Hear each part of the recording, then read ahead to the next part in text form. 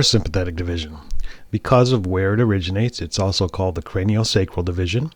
The fibers are going to originate in the brainstem and the sacral region of the spinal cord. They have long preganglionic fibers that extend from the central nervous system almost to the target organs.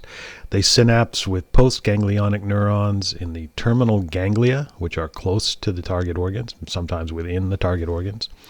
And they have a short postganglionic fibers because they're close to their effector organs. So they originate up here, going to the eye, salivary glands, heart, lungs, stomach, pancreas, liver, and gallbladder, and down here, the sacral region, to the gallbladder and the genitals. And I, again, encourage you to look at these figures in your text. Cell bodies are located in the brain stem. They include preganglionic fibers that run in the oculomotor nerves, which is cranial nerve 3. They control smooth muscles of the eye, which causes the pupils to constrict and the lens to bulge for focusing. Their postganglionic cell bodies are located in the ciliary ganglia within the eye orbitals. Facial nerve, cranial nerve 7, stimulates large glands in the head. Their fibers activate nasal and lacrimal glands. They have synapses in the pterygopalatine ganglia. Those fibers that activate submandibular and sublingual salivary glands synapse in the submandibular ganglia.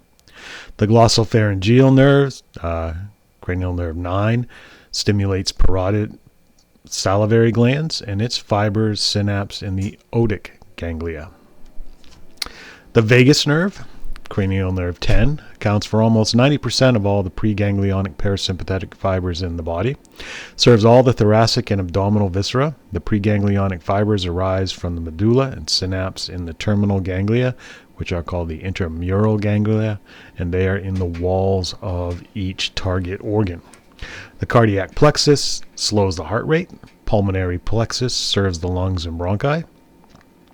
The esophageal plexus forms the anterior and posterior vagal trunks that send branches to the stomach, liver, gallbladder, pancreas, small intestines, and parts of the large intestine. The sacral part of the parasympathetic division originates from neurons S2 to S4 and serves pelvic organs in the distal half of the large intestines. Their axons travel in ventral roots of spinal nerves and branch off to form the pelvic splanchnic nerves, and they synapse with ganglia in the pelvic floor, the inferior hypogastric pelvic plexus. The intramural ganglia are in the walls of the distal half of the large intestine, the urinary bladder, ureters, and reproductive organs.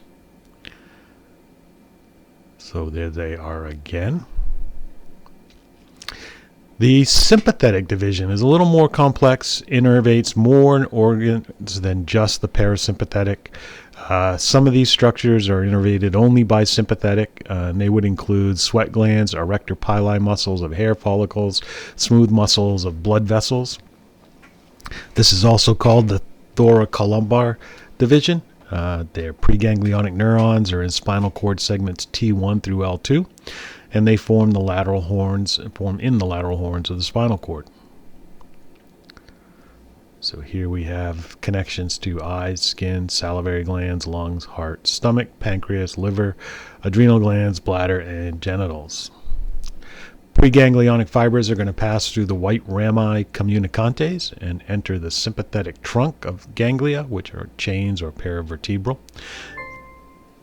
Paravertebral ganglia vary in size, position, and number. There are 23 paravertebral ganglia in the sympathetic chain. They include 3 cervical, 11 thoracic, 4 lumbar, 4 sacral, and 1 coccygeal. They are mapped out here. Entering the sympathetic trunk ganglia, short preganglionic fibers follow 1 or 3 pathways, which include the synapse in the trunk ganglia, and those synapses with ganglionic neurons in the same trunk ganglia. They can ascend or descend sympathetic trunk to synapse in another trunk ganglia. We can also have a synapse in collateral ganglia, in which they pass through the trunk ganglia and emerge without synapsing in the trunk. That only happens in the abdomen and pelvis, and they would synapse outside of trunk in collateral ganglia.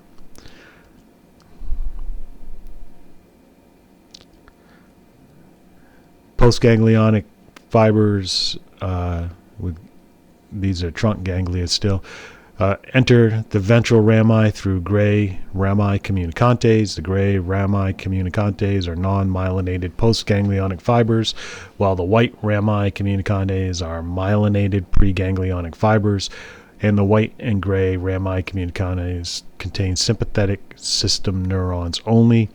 These are the fibers that are innervating sweat glands or erector pili muscles and vascular smooth muscles, and they go by way of pathways to the head and thorax.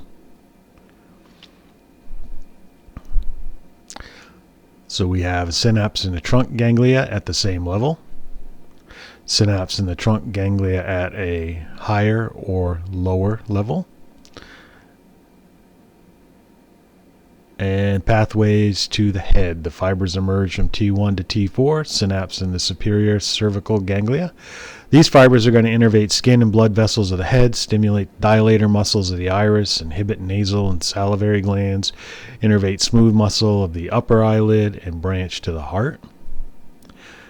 To the thorax, preganglionic fibers will come from T1 through T6, synapse in cervical trunk ganglia. Postganglionic fibers emerge from the middle and inferior cervical ganglia and enter nerves C4 to C8. Those fibers are going to innervate the heart, win the cardiac plexus, the thyroid gland, and the skin, as well as the lungs and esophagus.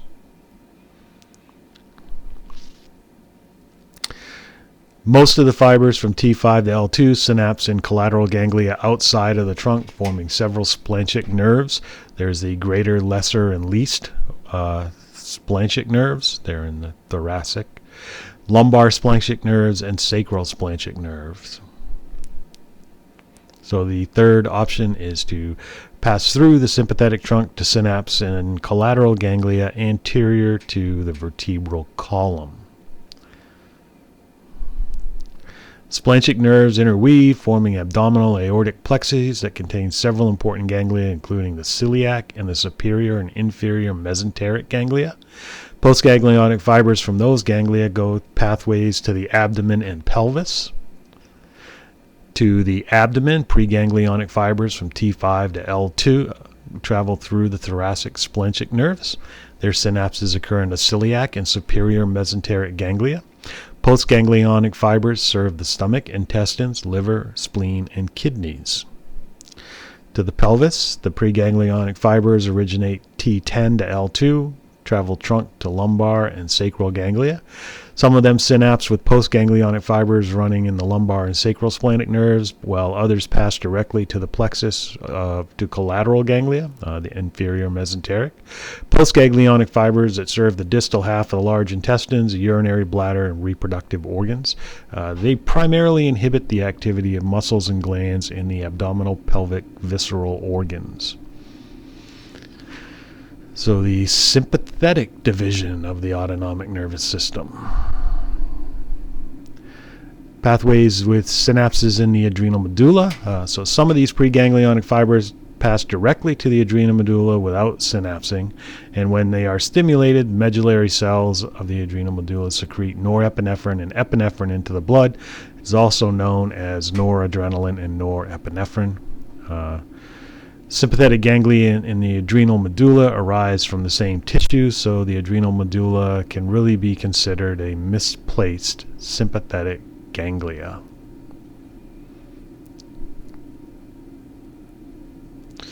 And I will pause there, and we'll come back with visceral reflexes.